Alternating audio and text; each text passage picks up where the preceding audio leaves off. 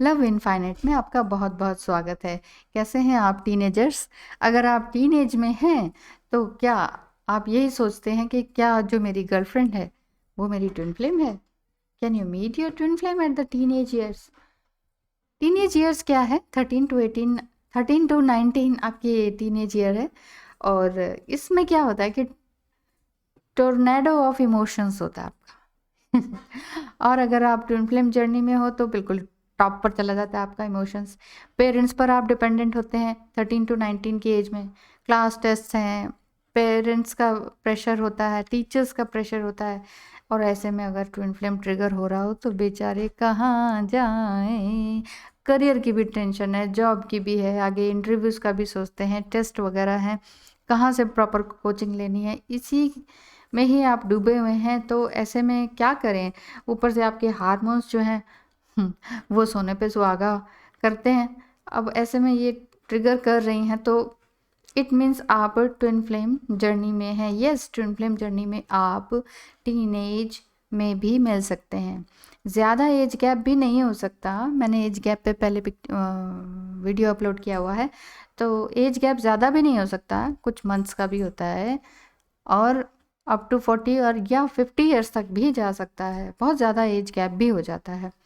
तो आपकी ये क्लास फेलो भी हो सकती हैं या सकता है, बट अक्सर वो एक दूसरे को, आप दोनों जो हैं एक दूसरे को बॉयफ्रेंड गर्लफ्रेंड समझते हैं। बाहर भी 3D में भी, लाइफ में भी आप यही समझते हैं या आपके फ्रेंड्स भी यही समझते हैं तो गर्लफ्रेंड बॉयफ्रेंड है। और जब आप ट्रिगर होके अलग हो जाते हैं, डिस्कनेक्ट हो जाते हैं, तब उसके बाद आपको ट्रिगरिंग होनी शुरू होती है। आप मिररिंग करना शुरू करते हैं, आपको नंबर्स दिखाई देते हैं, एंजल्स दिखाई देने लगते हैं, ड्रीम्स आने लगते हैं एक दूसरे के।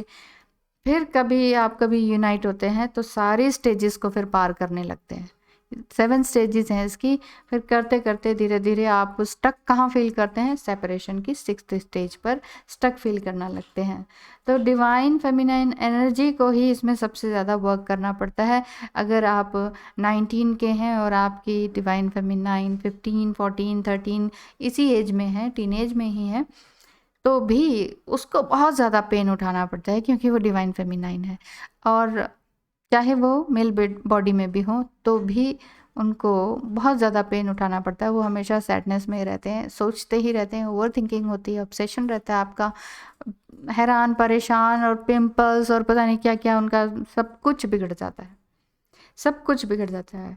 अगर आप डिवाइन फेमिनाइन एनर्जी में हैं तो आपको फ्रूट भी तो आप ही को पहले मिलेगा, अवेकनिंग का फ्रूट या लर्निंग का फ्रूट। सबसे पहले आप ही अवेकन होंगी और आप ही हायर सेल्फ में आएंगी, तभी तो आप डिवाइन मेस्कुलाइन को हायर सेल्फ में लेकर आएंगी। अगर आप टीनेज गर्ल सुन रही हैं तो आपको भी उतनी ही मेहनत करनी होगी जितने मैरिड करते हैं, डिवोर्सी करते हैं, सिंगल करते हैं, बड़ी एज ग्रुप में करते हैं। तो मेहनत आपकी भी उतनी ही होगी। लेकिन अगर आप बहुत लकी हैं, अगर आप दोनों अनमैरिड हैं और ट्विन फ्लेम जर्नी में है और आप 100% श्योर है, it is not about teenage crush ना, ये आपका क्रश नहीं है। बी श्योर दैट कि you are in twin flame journey और सोलमेट जर्नी। मेरा वीडियो भी है, ट्विन फ्लेम एंड सोलमेट में डिफरेंस बताया गया है। अगर आप किसी सोलमेट जर्नी में है तो उसको उस तरीके से निभाइए, उसके तरीके से आपको एक्शंस लेने होंगे। लेकिन ट्विन फ्लेम जर्नी में आप यही सारे एक्शंस ट्रिगर हो रहे हैं आपको, तो इट मीन्स आप ट्विन फ्लेम जर्नी में हैं। ठीक है ना? पहले श्योर हो जाइए, उसके बाद एक्शंस लीजिए। Actually twin flame journey seductive journey नहीं है, ये फिजिकल जर्नी है ही नहीं। होता है इसमें फिजिकल रीयूनियन, लेकिन सिर्फ वही नहीं होता रहता जो कि अक्सर गर्लफ्रेंड बॉयफ्रेंड में होता है कि दिन रात उसी काम में लगे हुए हैं। तो स्पिरिचुअलिटी का बंधन है इसके साथ। Twin flame journey is equal to spiritual journey. ठीक है? तो अब ऐसा नहीं है कि आपने दिन रात धूप बत्ती करनी है, साधु साध्वी बन जाना है, ऐसा नहीं है। लेकिन अपने सोल को वो बना लेना है, इतना प्योर बना लेना है कि आपकी जो सोल पर्जिंग में आपको प्रॉब्लम ना आए। ठीक है? और ये ध्यान रखिए कि you are your twin flame first and foremost. तो पहले आप अपना प्याला भरिए, तभी आप अपनी ट्विन फ्लेम का प्याला भर पाएंगे। Thank you so much for watching. Have a nice day.